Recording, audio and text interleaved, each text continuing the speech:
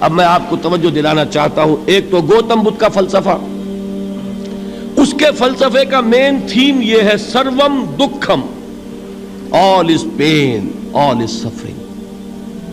اور اس نے جو بھی اپنی محنت کی یہ تو اللہ ہی بہتر جانتا ہے کہ اسے بعد میں ملا کیا اور کیا نہیں ملا.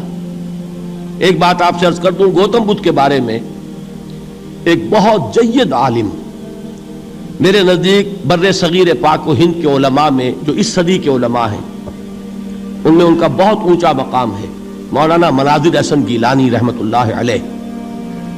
گیلان قصبہ ہے ایک بہار کا، وہاں کے رہنے والے تھے. ان کی زندگی زیادہ گزری حیدرآباد دکن میں، عثمانیہ یونیورسٹی میں استاد رہے. انہوں نے گوتم بدھ کے بارے میں یہ لکھا ہے کہ میرا یہ گمان ہے کہ وہ بھی اللہ کے نبی تھے، اور اس کی دلیل دی ہے. قرآن مجید میں ایک رسول کا ذکر آتا ہے ذوالکفل، اور یہ ذوالکفل وہ ہے جس کے بارے میں ہمیں کچھ پتہ نہیں. قرآن مجید میں بھی ایک جگہ ذکر آیا ہے. نمبر 2 یہ کہ کسی حدیث میں اس کی کوئی ہمیں وضاحت نہیں ملتی، نہ حضور سے پوچھا گیا نہ حضور نے اس کی وضاحت فرمائی. اب یہ ذوالکفل ہے کون؟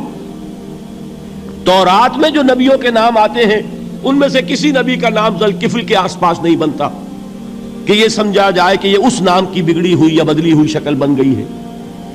تو انہوں نے جو کہا ہے وہ بات وزنی معلوم ہوتی ہے اس اعتبار سے کہ کپل وستو، کپل پے جو ہے وہ عربی میں ہے نہیں، وہ فے بنتی ہے.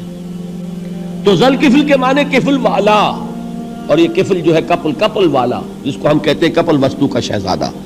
تو انہوں نے یہ کہا ہے کہ گوتم بدھ کے بارے میں یہ خیال، یہ میں عرض کر دوں کہ اس کو ہم یقین سے نہیں کہہ سکتے، یہ ان کا گمان ہے، خیال ہے، واللہ عالم کہیں گے ہم، لیکن امکان ضرور موجود ہے. قرآن کہتا ہے وَلِكُلِّ قَوْمٍ ہاد، ہم نے ہر قوم میں ہادی بھیجے.